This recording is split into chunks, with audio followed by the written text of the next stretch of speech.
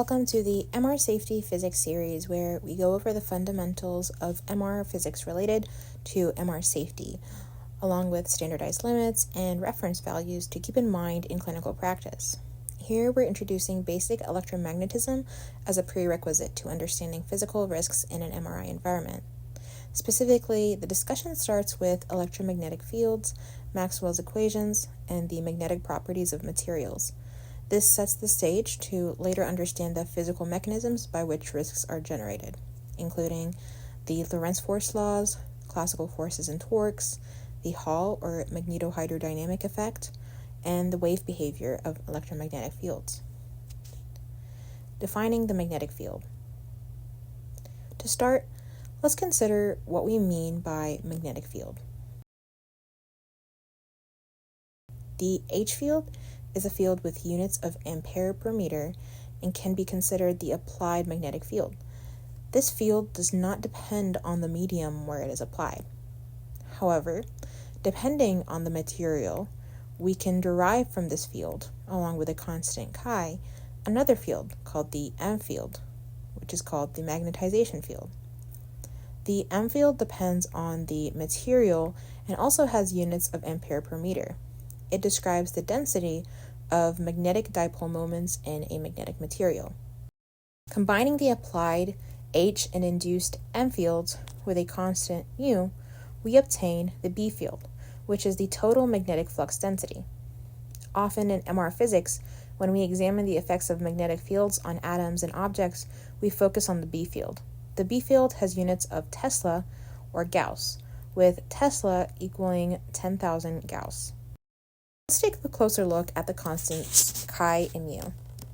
Chi is magnetic susceptibility, and it is a dimensionless value that indicates how much a material magnetizes in response to an applied magnetic field.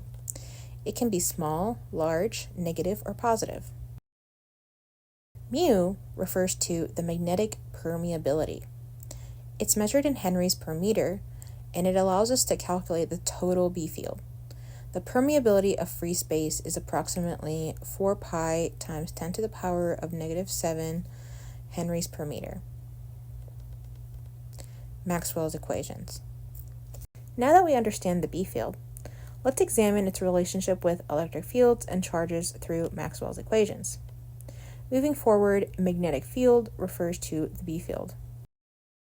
Gauss's law tells us that electric charges create electric fields.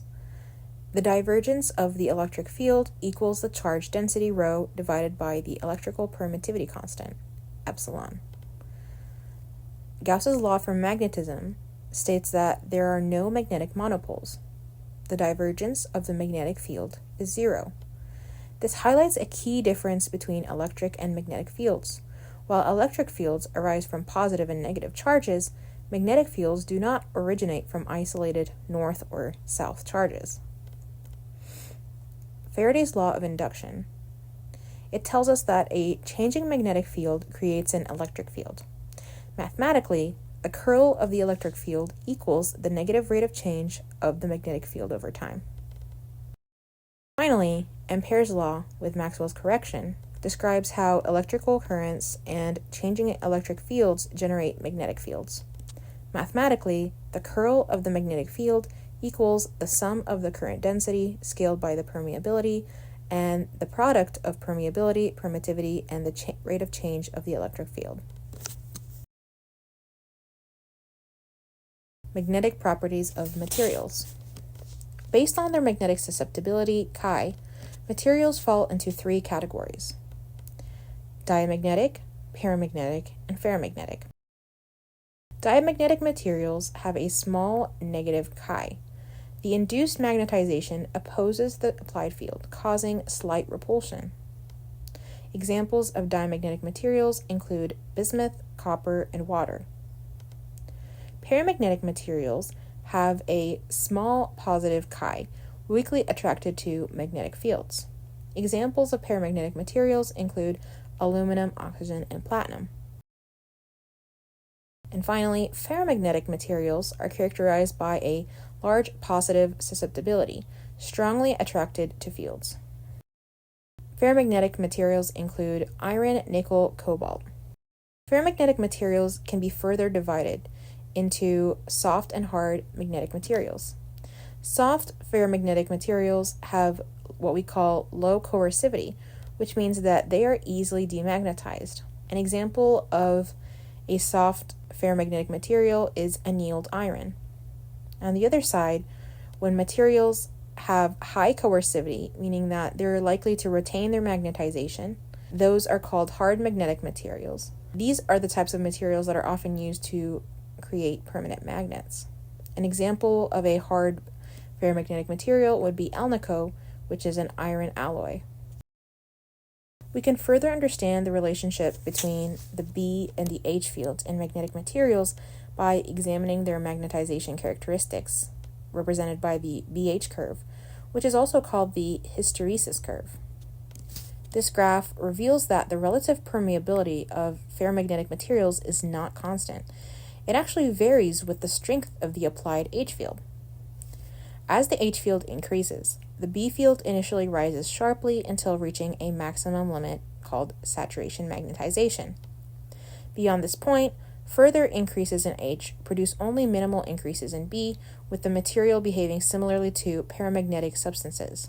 This saturation behavior critically affects the forces and torque experienced by a material in a magnetic field. Understanding where a material operates on its BH curve, that is, if it's saturated or unsaturated, is essential for accurate risk assessment in MR environments. In this introduction, we've covered the foundations of electromagnetism, critical to MR safety. Specifically, we defined key magnetic fields, H, M, and B fields, and their relationships. We explored Maxwell's equations and how they govern electromagnetic interactions, and we classified materials by their magnetic properties: diamagnetic, paramagnetic, and ferromagnetic. Next time, we can discuss how these fields interact with magnetic materials, including the Lorentz force, classical forces and torques on magnetic objects, the Hall effect, and electromagnetic wave behavior. These physical interactions form the basis for calculating risks in an MR environment.